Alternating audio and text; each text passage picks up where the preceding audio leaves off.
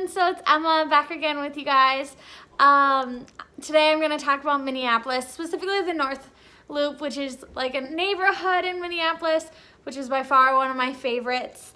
If you haven't subscribed to my YouTube channel, just click the little subscribe button below so you can get notified when I post new vlogs.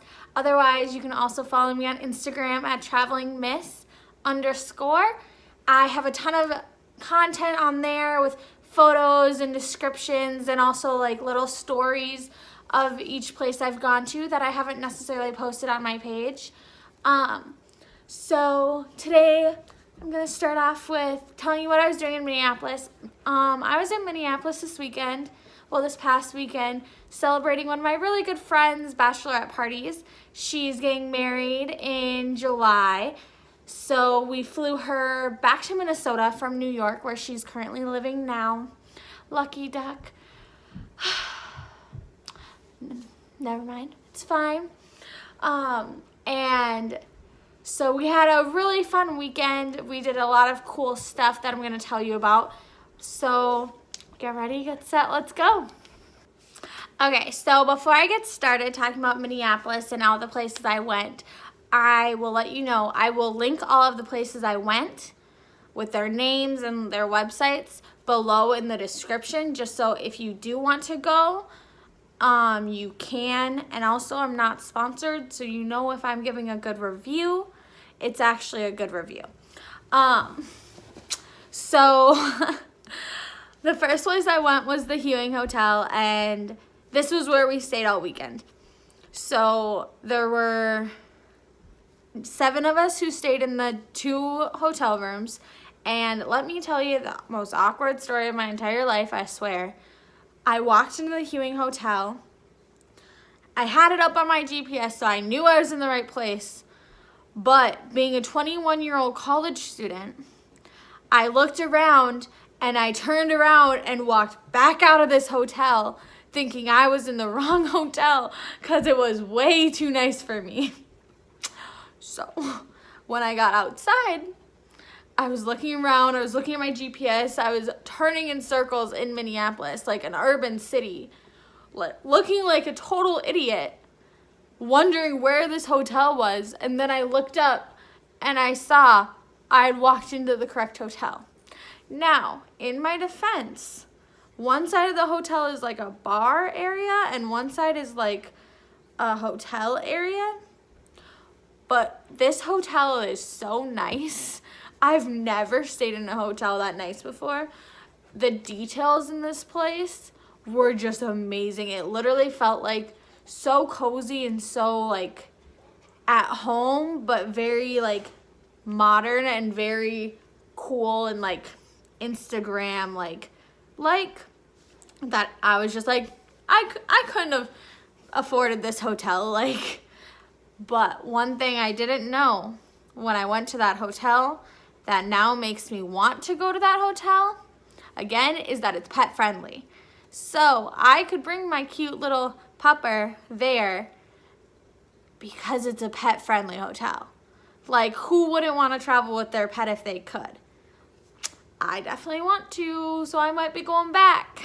But so the Hewing Hotel was beautiful.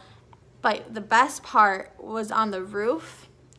There's like an outlook onto the city from the hot tub they have up there.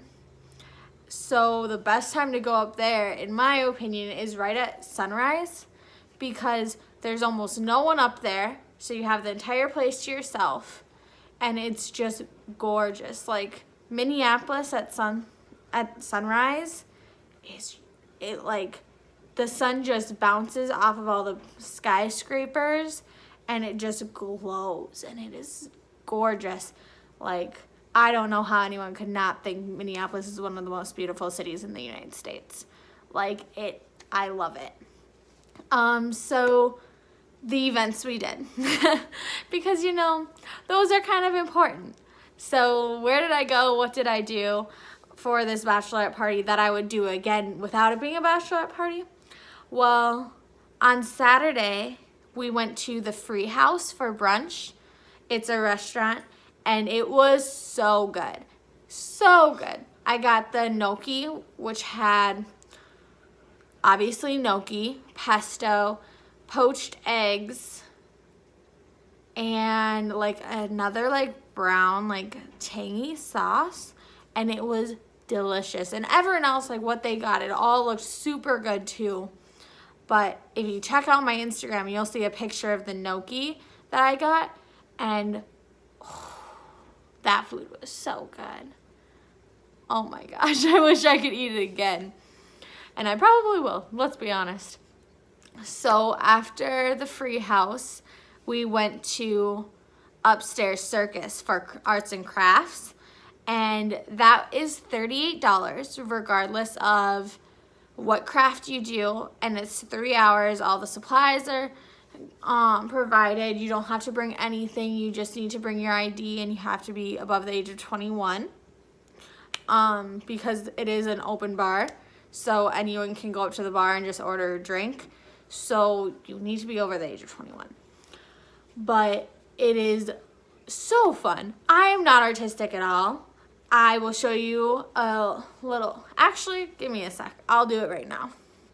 So at Upstairs Circus, I was supposed to make a passport holder because for a long time I've really been wanting to get one just because I've been doing a lot more traveling, and I just wanted something cute for like pictures and just to hold like all my my passport together, and then like where I could slip in my tickets and stuff for when I'm boarding so I don't lose anything. But I'm not super artistic, so it didn't end up going how it was supposed to go. But I mean, I still kind of ended up with like a cute little passport holder. It doesn't look exactly how it should. It should have like a little string over it to clasp close, but this one just opens.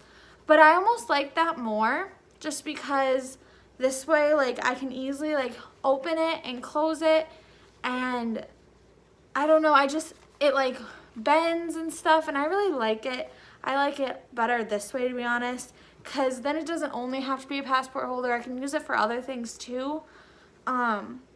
So yeah, I'm not the most artistic, as you can tell from the stitches and everything, but it's okay. It's handmade. I made it myself, so I like it. I'll travel with it. You'll see it in videos coming up. And yeah, so after Upstairs Circus, by the way, the $38 is for all your supplies and for 3 hours of time. So, and there's people walking around who can help you with your crafts if you ask. I am not a really big fan of asking for help. I kind of just wanted to figure it out on my own. And so I ended up screwing up my little strap because I didn't necessarily color it the correct way. So it didn't really look that great. But if you ask for help, you're probably not going to screw up, or if you follow the directions. I didn't really follow the directions that well for dyeing the strap that was supposed to go around my passport holder. So it's kind of my fault for screwing it up, but it's fine. I like how it turned out. So then after Upstairs Circus, we were walking back to the Hewing Hotel when we saw Edward's Dessert Kitchen, which there's a picture of me in a cute purple chair pouring my espresso on my affogato on my Instagram. So if you want to see what it looks like, go and check out my Instagram, because this dessert kitchen was so pretty. And as we were walking by, we just couldn't help but stop in because it just looked so cute, and the food just looked so good. Well, the dessert just looked so good. How could you not, like, when you're with friends or anything? So yeah, we stopped in there, and it was just like a really chill, like modern atmosphere, and it was a really great place. I really liked the desserts. My friends all liked their desserts. They have mousse, they have cheesecake, they have other desserts, they have ice cream. They have pretty much anything you probably want. And they have gluten-free options, which I know is really important. I believe they have some vegan options. So for all you gluten-free people and vegan people, this is a place for you. And for people who just like desserts like me. So then after Edward's Dessert Kitchen, we went back to the hotel. We got ready for the night because we were obviously going to go out.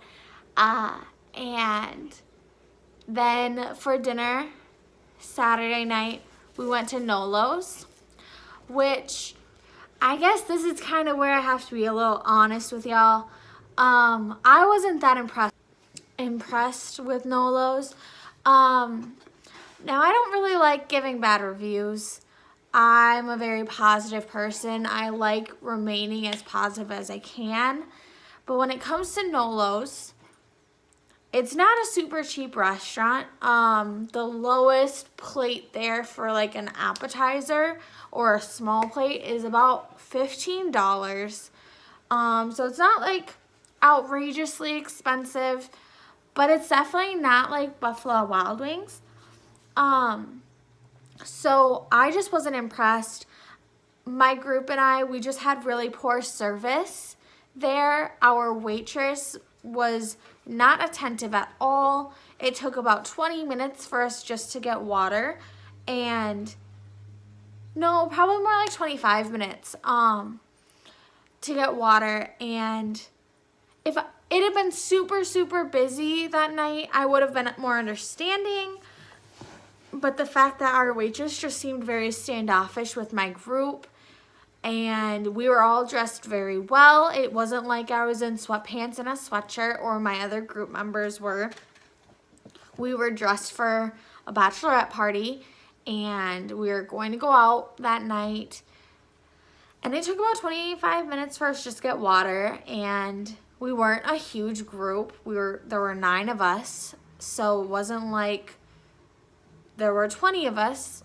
And also, the food just wasn't super great. It was good, but if I was going to spend like $20 on a meal, just the food, not even with drinks included, I kind of expect more for my money. I expect high quality, good food. And I expect to be like, wow, this is so good. And honestly, like, I got the mac and cheese with ham, and their pasta dishes are supposed to be really good, and they supposedly make their pasta in-house, and they have their own pasta chef. But I don't know, it just wasn't that great, and no one else in my group was super impressed with their food either. It was good, but it wasn't like, wow, I need to go back. I need to come back here. And our waitress was rushing us, like, to be done. Like, some people were still eating off of their plates, and she was asking if she could take them. We only got, some of us had our waters refilled when others didn't, even though, like, we all had empty glasses. And I don't know, our server just wasn't really great. She forgot appetizers, even though she had used a notepad to write down our orders. I just wasn't impressed, and I don't really feel the need to ever go back.